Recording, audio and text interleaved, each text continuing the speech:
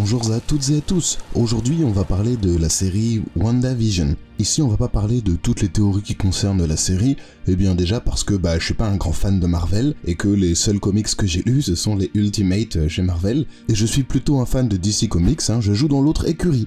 Si vous voulez me punir pour ça, je suis prêt à subir cela, et dites-le dans les commentaires. Shame, shame, vous pouvez me dire. Bon, c'est vrai que je suis pas un fan, mais je dois dire que après un an, ça fait quand même du bien d'entendre ça.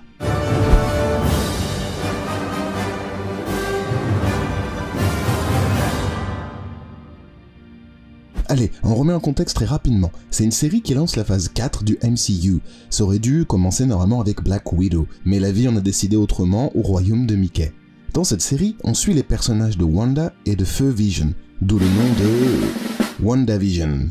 Wanda est jouée par Elizabeth Olsen, que j'aimerais présenter pour son rôle dans le très bien mené Wind River, où d'ailleurs elle joue avec sa co-star de chez Marvel, Jeremy Renner, et Paul Bettany, qui joue là et là.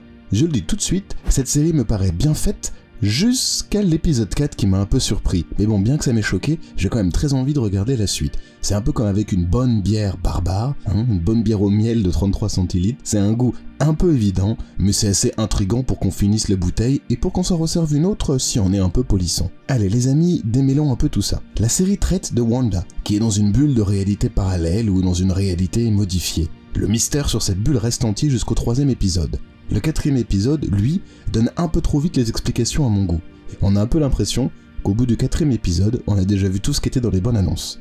Wanda, c'est la sorcière rouge de chez Marvel. Elle a le pouvoir de modifier la réalité. Et il y a peut-être aussi une autre force à l'œuvre que Wanda, ou alors une force qui manipule Wanda.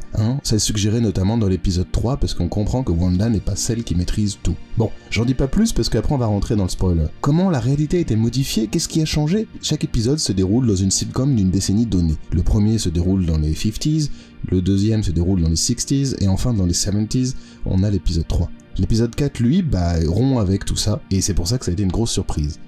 Regardons ce que ça donne d'un point de vue réalisation cette série. On est là pour ça après tout. Et nous allons faire ça en 7 points. Alors l'idée qu'il y ait différents formats de films, c'est plutôt un bon hommage ou un clin d'œil, et c'est vraiment un choix narratif qui explique le niveau de conscience de Wanda. Un peu dans la même idée, les différentes époques sont aussi un hommage aux effets visuels. Mais là encore pas seulement, il y a un peu plus. À mesure que la réalité rattrape Wanda, ses pouvoirs sont matérialisés de façon de plus en plus moderne, et donc de plus en plus effrayant. Le 3e point, c'est à propos du 4e mur. Le 4e mur, c'est l'idée qu'il y a un mur invisible au théâtre qu'on ne voit pas, qui a disparu pour que le public voit ce qui se passe sur la scène. En cinéma, c'est souvent est-ce que les personnages ont conscience ou pas de la caméra. Ici, on peut dire que dans le 2e et 3e épisode, le 4e mur est franchement un petit peu fissuré, et le 4e épisode, je vous en dis pas plus, mais gâche un petit peu ce sentiment. Les mouvements de caméra ont un peu le même problème. On est parfois dans des mouvements traditionnels, tout est filmé comme à l'époque, et ça, c'est assez cohérent. D'autres fois, on a des mouvements de caméra qui auraient été impossibles à l'époque. Ça vient un petit peu gâcher les choses. La même chose avec la profondeur de champ. On a des flous qui n'auraient jamais existé dans un sitcom. C'est un petit peu dommage. C'est des petits détails, mais ça compte. Les décors et la lumière sont évidemment très soignés, en même temps vu le prix de la série, c'est pas étonnant. Enfin, parlons plutôt du jeu des acteurs. Dans les années 50, c'est franchement bien réussi. Dans les années 60, beaucoup moins.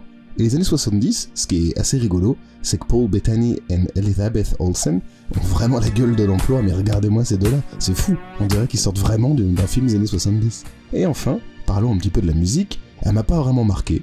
Elle oscille entre celle des sitcoms et celle de l'étrange d'une façon générale. L'étrange, c'est un peu aussi la direction que Marvel a envie de suivre pour le MCU, on a un petit peu l'impression vu ce qui nous attend comme film à venir. Alors voilà, c'était une petite critique très rapide pour revenir sur cette série sympa. Au final, est-ce que je la recommande ?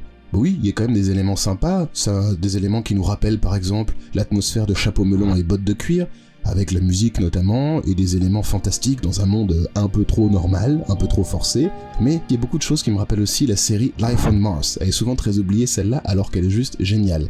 Certains éléments sont même carrément similaires, regardez ça. Donc oui, je vous recommande plutôt cette série, parce que si vous n'encouragez pas Marvel quand ils essayent de faire quelque chose d'un peu différent et de plus créatif, c'est comme si vous vouliez que tout le monde boive la même pisse pour toujours. Voilà, c'est tout pour aujourd'hui. Merci d'avoir partagé ce moment avec nous. N'hésitez pas à liker, partager et activer la cloche. C'est très important pour que la chaîne grandisse, ça vous prend pas trop de temps. Moi, sur ce, je vais aller finir ma bière et je vous dis à la prochaine. Ciao.